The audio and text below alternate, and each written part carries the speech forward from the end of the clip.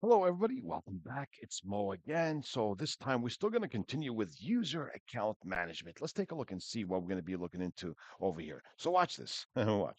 So look, I'm going to go this time to the HROU. I'm going to create a user. Let's say H1, right? H1, no password, and we remove the check mark from the box and finish. If I double click H1 and I go to the count tab, I could say log on hours. I could do time restriction. So I'm going to click on log on hours.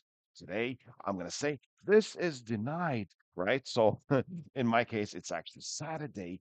And I click on Saturday. And let's click on that it's actually log on denied, as you see. All right. Then I could do like Monday through Friday, 8 to 5, and do a square and do denied, but I'm going to do it for Saturday and then click OK. So if I go back, it's denied. Let me click OK. That's for H1.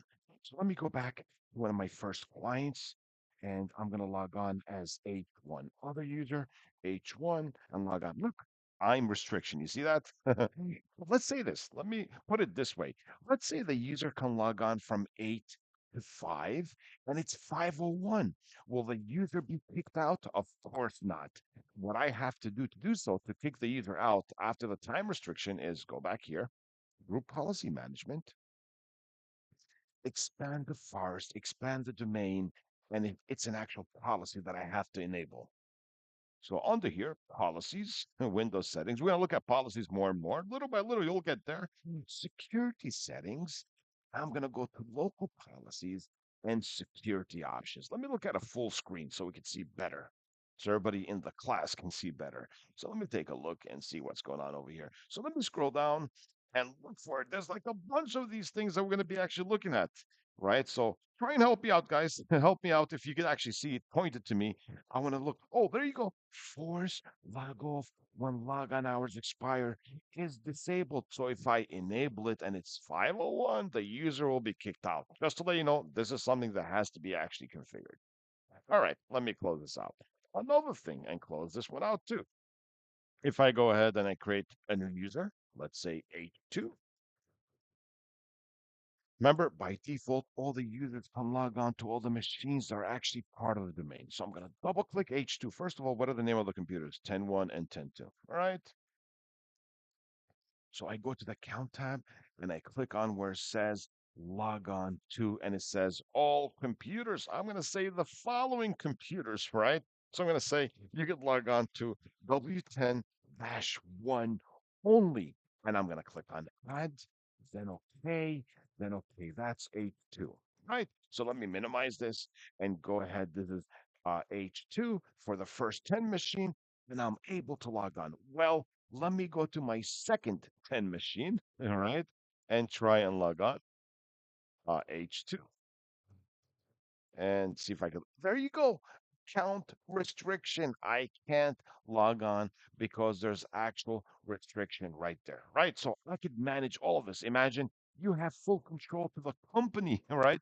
You could do anything that is actually required. So that's what I just did here. So normally, most likely, you'll be looking at the count tab, right? All these different options. We'll see what the lockout is and all that. I'm going to actually show you what a profile is too. But you know what? There's one thing that I wanted to show you is the more information you put in, like the address, general, it's easier for you to find objects. For example, watch this.